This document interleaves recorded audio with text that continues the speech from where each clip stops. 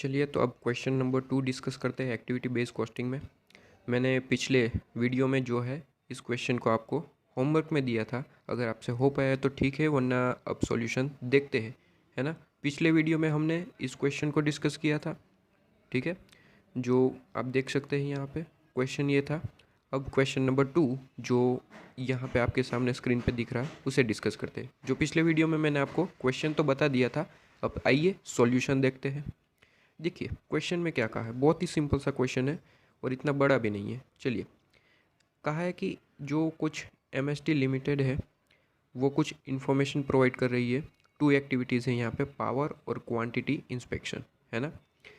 Power जो है वो किलोवाट में आपको आवर्स के हिसाब से दिए गए 50,000 है और उनकी जो कॉस्ट निकल के आई है वो 2 लाख है। उसी तरीके से क्वांटिटी इंस्पेक्शन की बात करूँ तो 10,000 है और उसकी जो कॉस्ट है वो 3 लाख रुपीज़ है। अब आगे क्या कहता है, आगे कहता है कि जो ये कंपनी है वो 3 प्रोडक्ट बना रही है, एम, प्रोडक्ट एस और प्रोडक्ट टी, ठीक है। 3 प्रोडक्ट है, जो 3 प्रोडक्ट हैं उनके जो आवर्स के हिसाब से किलोवाट आवर्स जो दिए गए हैं और उसके हिसाब से, और जो दूसरा है वो क्वालिटी इंस्पेक्शन भी दिया गया है, ठीक है। अब देखिए यहाँ एक कैपेसिटी दी गई है। देखिए यहाँ पे देखिए ऊपर जो आपको इन्फॉर्मेशन दी गई थी उसमें कैपेसिटी है। जो पावर है उसके लिए हमारी कैपेसिटी कितनी है, 50,000 किलोवाट आवर्स। लेकिन यहाँ पे यूज़ कितनी हुई है, देखिए यहाँ पे कंजप्शन की बात करूँ, यहाँ पे कंजप्शन डिटेल है ना, फॉलोइंग कंजप्शन डिटेल।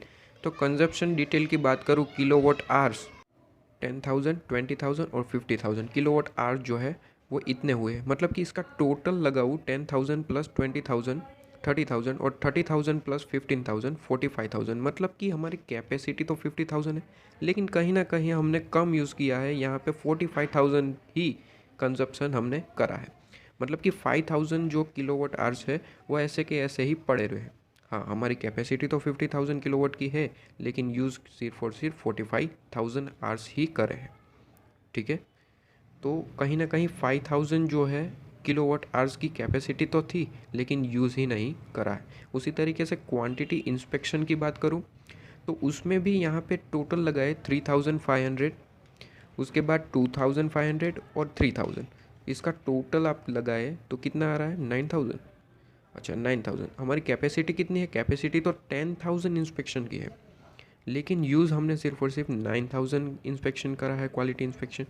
तो कहीं ना कहीं 1,000 इंस्पेक्शन जो है ऐसे के ऐसे ही पड़ा हुआ है। कैपेसिटी तो हमारी ज़्यादा है, लेकिन यूज़ सिर्फ और सिर्फ इतना करा, ठीक है। तो दोनों में ही कुछ अनयूज़ कैपेसिटी पड़ी हुई है, ठीक है। कोई बात नहीं, हमें तो क्वेश्चन के हिसाब से काम करना है। क्वेश्चन क्या पूछा है, तो सबसे पहला क्वेश्चन पूछा है कि भैया कॉस्ट अलोकेट कीजिए, compute the cost allocate to each product.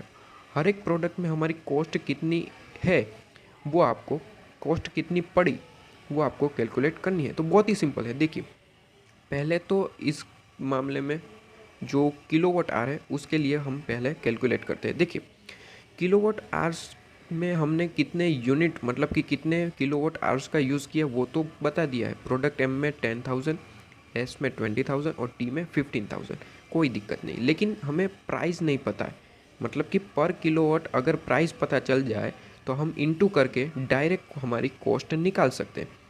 तो किलोवाट आवर्स प्राइस कैसे निकलेगी, देखिए यहाँ पे इंफॉर्मेशन दी रखी है। यहाँ पे देखिए 2 लाख जो अमाउंट है आपकी कॉस्ट पड़ती है कितने, आप इन जो देखिए यहाँ पे 2 लाख रुपीज़ आपकी कॉस्ट पड़ती है कितने किलोवाट आवर्स पे, 50,000। मतलब कि अगर 2 लाख डिवाइड बाय अगर मैं करूँ 50,000 तो मुझे पर किलोवाट आवर्स जो अमाउंट मिल जाएगा या नहीं मिल जाएगा, मिल जाएगा। तो कीजिए 2 लाख डिवाइड बाई 50,000 तो कितना आ रहा है आपका आंसर, कितना आ रहा है, 4 रुपीज़ हमें पर किलोवाट आवर्स के हिसाब से कॉस्ट पड़ती है। और यहाँ पे प्रोडक्ट एम में हमने कितने आवर्स का यूज़ किया है, 10,000। तो 10,000 इंटू 4 मतलब कि 40,000।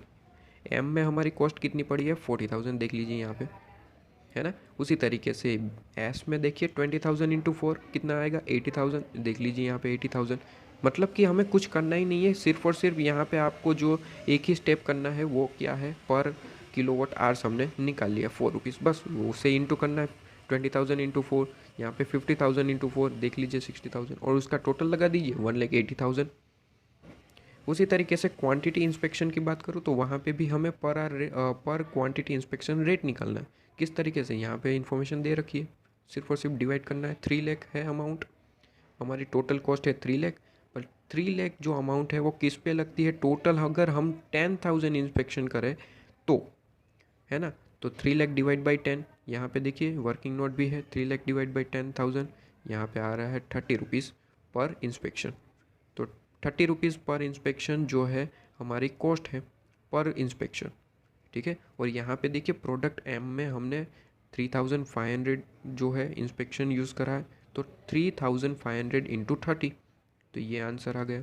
उसी तरीके से 2,500 इंटू 30 7,500, सॉरी 75,000। उसी तरीके से 3,000 इंटू 30 90,000 और टोटल निकल के आ गया 2,70,000 रुपीज़, ठीक है। टोटल निकल के आ गया। तो ये हमारा जो पहला क्वेश्चन पूछा था कि भैया कॉस्ट अलोकेट कीजिए, तो हमने कॉस्ट अलोकेट कर दी ईच प्रोडक्ट के हिसाब से, मतलब कि हर एक प्रोडक्ट एम एस टी में कितना जो कॉस्ट पड़ता है वो हमने कैलकुलेट करके दे दिया है, ठीक है। अब आइए क्वेश्चन नंबर 2 पे करते हैं। क्वेश्चन नंबर 1 तो हो गया।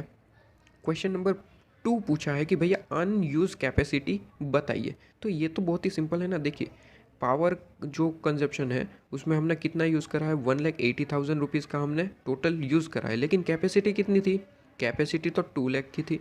तो 2 लाख माइनस 1,80,000 कितना अनयूज कैपेसिटी है, 20,000। देखिए यहाँ पे 20,000 दिख रहा है, पावर जो है 20,000 का ऐसा ही ऐसा पड़ा है। हमारी कैपेसिटी तो 2 लाख की थी, लेकिन यूज़ कितना किया, सिर्फ और सिर्फ 1,80,000, तो 20,000 का अनयूज़ पड़ा हुआ है। उसी तरीके से अगर मैं ये बात करूँ क्वालिटी इंस्पेक्शन की, तो यहाँ पे 3 लाख की हमारी कैपेसिटी थी, लेकिन यूज़ कितना करा, 2,70,000, तो यहाँ पे 30,000 जो है पड़ा हुआ है ऐसे कैसे अनयूज़ कैपेसिटी, ठीक है। इसका टोटल लगा दीजिए, यहाँ पे टोटल अनयूज़ कैपेसिटी 50,000 आ चुकी है। बहुत ही सिंपल सा क्वेश्चन। क्वेश्चन नंबर 2 भी हमारा हो गया। क्वेश्चन नंबर 1 2 और आगे बढ़ते हैं क्वेश्चन नंबर 3। तो क्वेश्चन नंबर 3 बहुत ही सिंपल है, मतलब कि ये एक थियोरिकल क्वेश्चन है।